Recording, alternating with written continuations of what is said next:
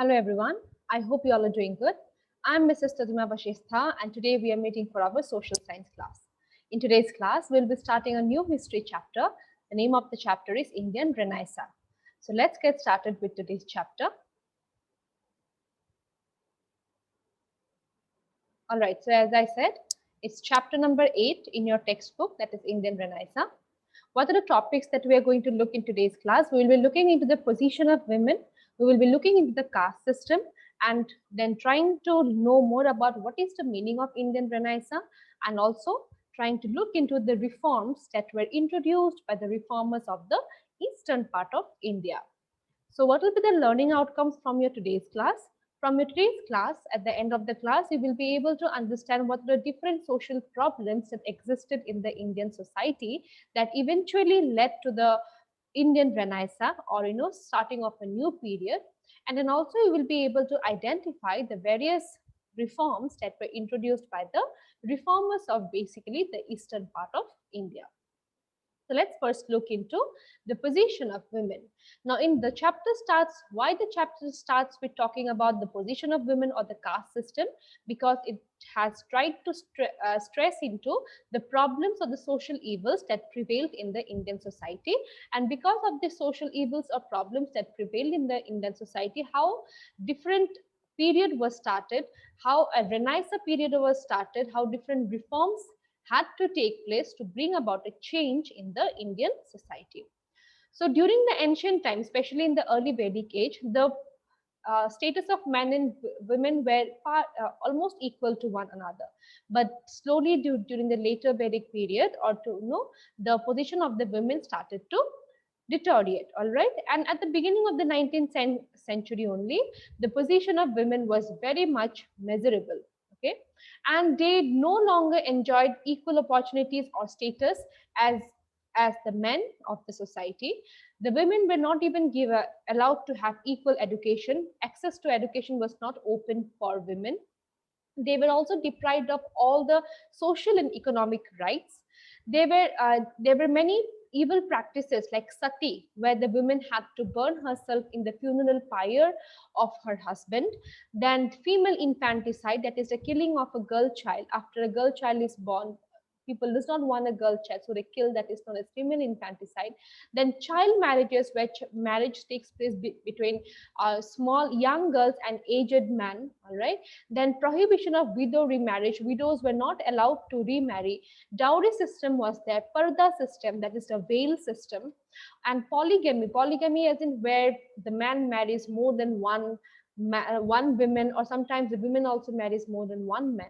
So these were some social practices, evil practices which existed in the society, and which showed that the position of women was very low in the Indian society.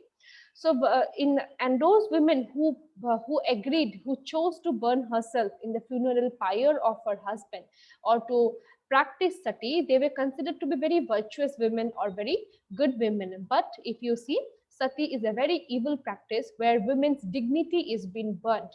Like along with the husband, the woman is also forced to uh, burn herself in her husband's funeral pyre. So this is about the social evil related to women, how women were ill treated in the society.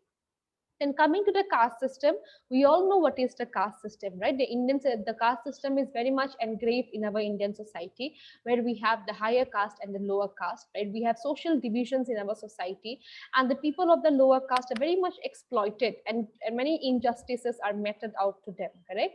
And the Brahmins, we all know that the Brahmins uh, are at the top of the hierarchy. Then the Kshatriyas, Vaishyas, and the Shudras. So, and it is the basically the Brahmins who enjoys all the monopolies of rites and rituals, performing of any religious ceremonies of the different rites and rituals. It is basically performed by the upper caste or the Brahmins. They also had exclusive access to all kind of education. Education was only open for the people who belong to the upper caste in the Indian society. And the people of the lower caste, especially the Shudras, they were treated as untouchables, all right? They were made to force to work in someone else's home. They were made to do some manual jobs, all right, such as of scavenging, like cleaning of those drains and all. So that is how these lower caste people were treated. Even their touch, the touch of the Shudras or the untouchable, it was considered to be very impure. Even their shadow was considered to be very impure. The lower caste people were not allowed to have any education or enter any temple. They had to also live not inside the village. They had to live outside the village where people cannot meet them, all right? And they could not mingle or dine also with other people. So this rigid caste system was the biggest obstacle for any kind of development in the Indian society, political, economic, social or cultural development in the Indian society.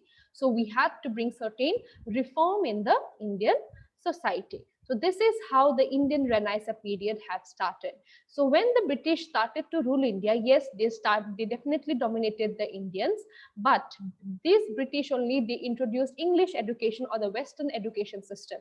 Now, because of this Western education system, the Indians got, the opportunity to the Western education system, where they got a much more broader perspective, where they learned new things, all right? So the British ruled from 1757 to 1858. Please remember this time. It witnessed, or it saw many intellectual activity or changes in the Indian, especially in the outlook of the religious beliefs or the social beliefs of the Indians. Now, because as I said, because of the introduction of the Western education or in English education in India, it enabled the Indians to get acquainted with the Western ideas or Western knowledge. Now, we all know the Western knowledge is very much progressive, but our Indians are, they're very much orthodox. They're very much, superstitious, very much, they don't have logical understanding. But with the coming of English education, there were certain people who had got broadened their mind, all right, who have now scientific knowledge replaced this religious beliefs and all. It got replaced by scientific knowledge, all right. Superstitious beliefs and practice got replaced by scientific knowledge, and that is how it saw that the Indian society had to now progress. Now this is from how a critical past, where a past was there, certain problems are there, and we are looking towards a better future, where we are trying to, where this different people started to bring about change in the Indian society. This new beginning, Indian Renaissance means a new beginning. This period is known as Indian Renaissance, where the country India saw a transformation, all right, in different aspects, or as you can say, in the different thoughts or ideas of the people. So that is known as Indian Renaissance. Now, in this Indian Renaissance, many people were involved, many reformers were involved. In this class, we are trying to only see into the reformers of Eastern India. The main reformers of Eastern India were Raja Ram Mohan Roy, Ishwar Chandra Vidyasagar, and Swami Vivekananda. Now, let's look into one by one what are the different reforms introduced by these reformers. First of all, Raja Ram Mohan Roy. Raja Ram Mohan Roy, he is known as the father of modern India. Why? Because he tried to bring about many reforms in the Indian society. Like, for example, he tried to improve the condition of women, all right? He tried to give equality to women. He tried to bring men and women equal. He tried to make men and women equal in different perspective. Like, for example, he tried to give education for women, all right? He banned the practice of sati. Sati was banned by Raja Ram Mohan Roy. Then also, he succeeded, imposed, and with the help of the Governor General Lord William Bentinck, in the year 1829, Raja Ram Mohan Roy was successful in the total ban of the practice of sati. And also he introduced widow remarriage. Like, now if any women or any girl got widowed at a very young age, she can now remarry. Widow remarriage was introduced. He also opposed polygamy. Polygamy, as I said, marrying of more than one person. So he was also against the idea of polygamy, and he advocated, or he introduced widow remarriage, and also he was against child marriage. So these are the different reforms that were introduced by him. And also he also formed an association known as the Brahmo Samaj. So this is Brahmo Samaj, as in these people of Brahmo Samaj, they were the followers of Raja Ram Mohan Roy. They followed the ideas of Raja Ram Mohan Roy, and it was formed in the year 1828. So basically now you understood the Raja Ram Mohan Roy banned sati. He encouraged widow remarriage. He was against polygamy, and then also he denounced polytheism or idol worship. He was also against the idea of idol worship, and also he was against the caste system. The next reformer is Ishwar Chandra Vidyasagar. He was also another great reformer from the eastern part of India. And he was also a very great educationist, all right? And he worked very rigorously for the upliftment of the status of women. He was also another reformer who was influenced by the idea of Western ideas. He was influenced by the ideas of Western ideas, and he took a leading part in successful campaign to legalize widow remarriage, all right? And he also encouraged that widows should be allowed to remarry. He gave preference to widow remarriage, and he passed the act of known as Hindu Widows Remarriage Act. This is very important. In the year 1856, he passed the Hindu Widows Remarriage Act, and he was also totally against the child marriage system or the polygamy system. All right, and he promoted the education of women, and he established almost 35 schools in West Bengal. All right, and he was totally against the, and because he tried to bring about changes in some existing rules. Now see, if you are trying to change some rules which is going on in the society for a long time, there will be people who will oppose you, who will point you out, who will criticize you. So similarly, these reformers like Ishwar Chandra Vidyasagar or Raja Ram Mohan Roy or V. Swami Vivekananda, they also faced a lot of criticism or anger from this group of people, this orthodox group of Indian people, all right? But he stayed firm on his ideas. He went on working, tried to bring reform, and he was successful. And he also rejected the idea of caste system, and he opened the doors of Sanskrit college for non-Brahmin students. So he also opened a school, that is a Sanskrit college. He opened a Sanskrit college, and it was basically for the non-Brahmin students, like students who belong to the lower category of the Indian social hierarchy. All right. Now, the last reformer for today is Swami Vivekananda. He was a very good student of disciple of Ramakrishna Paramhansa. And he was also against child marriage, and he also tried to remove illiteracy from the society. And he was also totally against the practice of untouchability.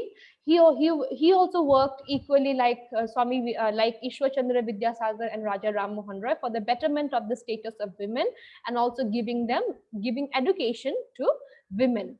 He founded an association known as or a society known as Ramakrishna Mission in the year 1897, and it propagated the idea of service to humanity. If we serve service to mankind, all right? And this mission set up different schools under Ramakrishna Mission. It has set up many schools and dispensaries in various parts of the country. Basically, it helped the poor people or people who are in problem. All right. So, all right, students. So this is what we learned in today's class. In today's class, we learned about what is the meaning of Renaissance, what are the different social problems that existed in the Indian society, and how these reformers like Ishwar Chandra Vidyasagar, Raja Ram Mohan Roy, and Swami Vivekananda, they introduced different reforms in the Indian society. So with this, we have come to an end of today's class. We shall meet in the next class with another new topics from this chapter. Thank you, everyone.